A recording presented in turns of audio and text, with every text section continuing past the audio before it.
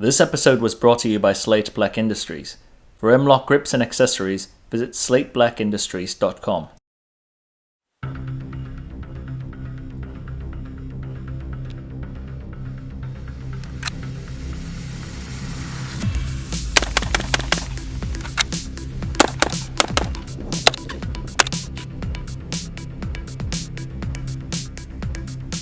In 1990, Heckler Koch engineers planned on setting the new benchmark for service rifles.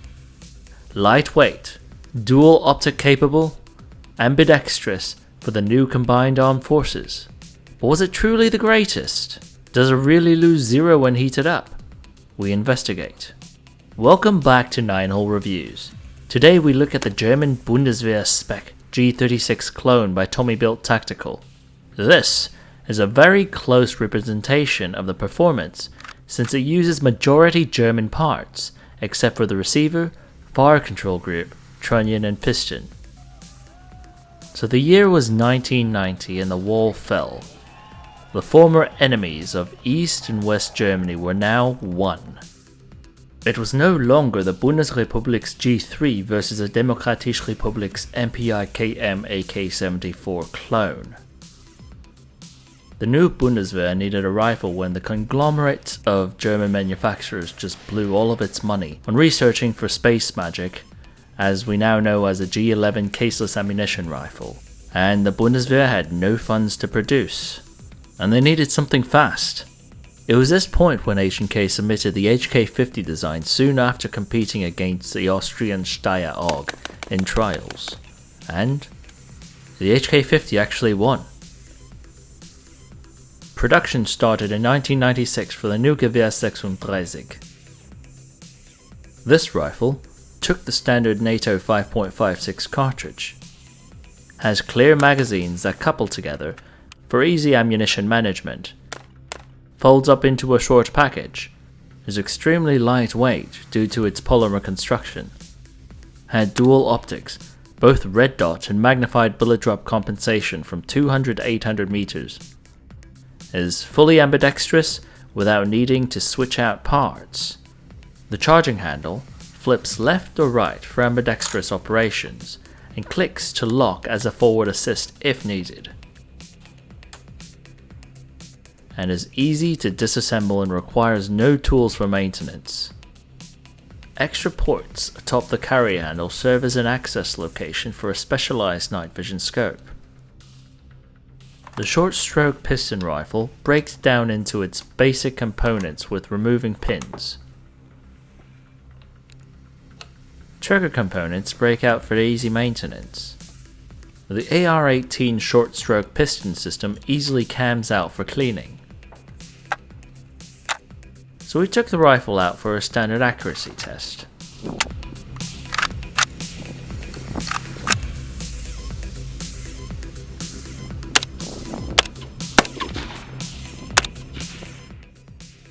Of the two different types of ammunition we shot, we got 2.45 MOA 9-hole groups with a SIG 55 grain 5.56mm cartridge.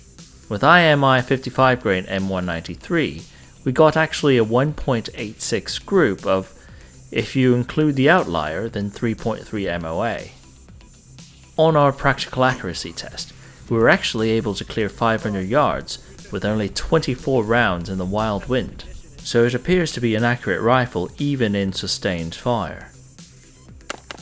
We did a heat test on the rifle, and after firing a brisk 60 rounds, we laid 4 very fast 9-shot groups into the target with less than seconds between shots. Despite the scope being difficult to use, all shots landed on the target. We observed an average group size of 3.12 MOA, with 2.3 MOA being the best and 3.6 MOA being the worst, with a plus or minus 0.8 MOH shift from the center line. This translates to a potential 8.5-inch shift at 500 yards. This is well within the margin of error for a torso or even a headshot at that distance. We don't think there really is a heat shift, but rather the optic was a low-resolution optic with a narrow field of view, which likely contributed to the margin of error. So what about up close?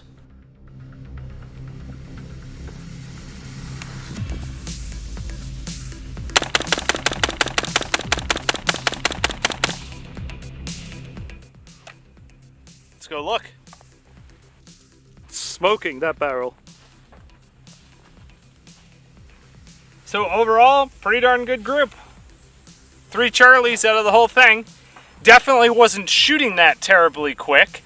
Part of that is a facet of the trigger being just basically a bone stock trigger, and part of it's, just me. It's about as fast as I could particularly pull this one. I think this particular platform is pretty darn cool. It's super lightweight, very light for a full-size firearm. I really like that, actually, and the recoil impulse wasn't all that bad as a result of having like a very light gun, in part because of the caliber we're shooting, but also because with the forend the way this is, I'm able to get a very normal, standard, modern grip despite the design being fairly old. One other point of conversation is the optic. Now, the dual optic here has the red dot function up on top, so you're having to kind of crane your neck up rather high, so it's another situation where I'm taking a chin weld on the stock. The other thing that's not super awesome is that the field of view through this optic is super, super tight. Again, this is 1X, it's a red dot up top, but I'm only able to see about maybe the alpha and some of the Charlie zone through the optic based on the field of view. I'm actually having to really use my left eye to see the target and superimpose that dot via a standard kind of 2 eyes open approach to shooting. And as you can see, it works just fine. It's just something that you have to be aware of. This is functional, but at the same time, from the 90s to where we are today, I mean, it's testament to the level of development that's taken place in optics, red dots, holographic sights, but in the last 20 to 30 years. Although the G36 checks every single box on the paper, how does it actually stack up with these space-age features? So let's break it down. They're good, it's accurate, it's light, it's highly reliable, and it looks cool, well, I suppose to some. The bad. The 9.5 pound polymer trigger is stiff. The charging handle is slow to access, and the optics are usable, but definitely inferior to contemporary options such as LPVOs or ACOGs. While you can change optics out, but then the Picatinny rail makes it difficult for the hand to access the charging handle, and then you could potentially end up with a ridiculous height over bore situation. The ugly. The ergonomics are not quite the same as the AR or AK systems that a large amount of shooters train on, so more range time is absolutely required. While it was deleted on the Bundeswehr version, certain versions' bolt hold open release in front of the trigger could invite some negligent discharges. And the magazines are known to be fragile, but Magpul does make a G36 PMag.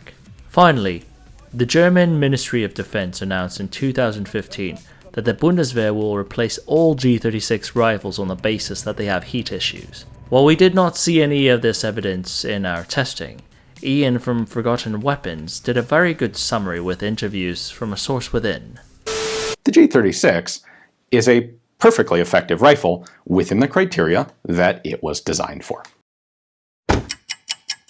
I'm Ian McCollum. The German government have never actually done a formal scientific study. The news headline is, if you get in a gunfight with a G36, it will get very hot. You will no longer be able to hit people. One of the officers came to the conclusion when the sun was out, the rifles would heat up, but only on one side. Point of impact would shift. Also, complaints coming in Afghanistan, the guns aren't accurate, can't hit anything, and they're not happy with them. From a factual perspective, dump a bunch of ammo, will its group size increase? Yes, yes, yes. It will on every rifle. The G36's group size, better than many rifles, far, far from the worst. You have a situation that is easily misinterpreted by people who aren't educated about what they're looking at, or people who have an agenda. These are issues with media reports and even bureaucratic level officers who are very far removed from the mechanics of firearms technology. So The G36 is a pretty darn good rifle. If this was a legitimate problem, we would know about it from more sources than just since 2012. Frankly, the courts found HK was correct. The rifle is good, meets military spec. There are some people politically and bureaucratic don't like HK, found this opportunity to pick and choose the results and the data to use them to hurt HK. And there was also push that the German army is reject G36. They're going to replace it. And there is a tender in place to replace the G36. None of the rifles in the trial have been able to meet the accuracy requirements when they get hot. There are only two companies still involved in this German rifle trial. One of them is HK, and then Heinel Merkel. The chances of them winning it, I think, are like 0. Thanks for watching.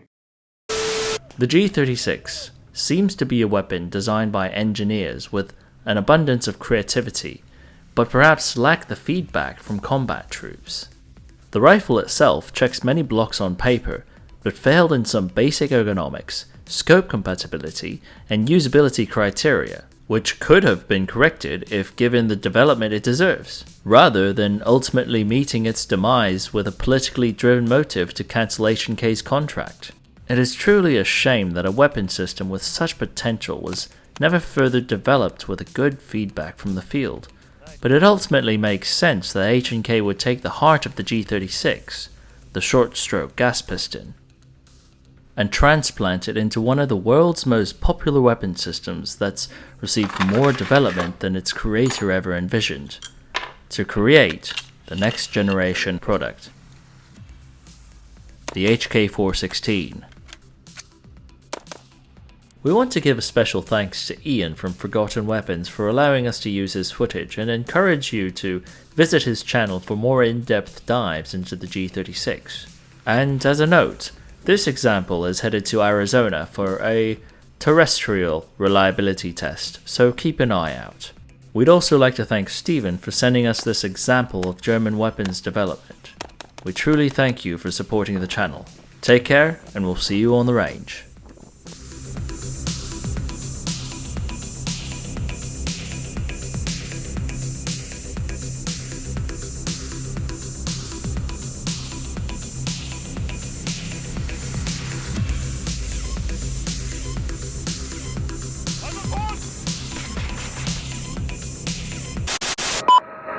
This is Steel 96, 4 Vic, 8 packs, Redcon 1, green to green. How copy, over? Steel 96, this is 716, roger, over. 1 6, Steel 91, 1 pack,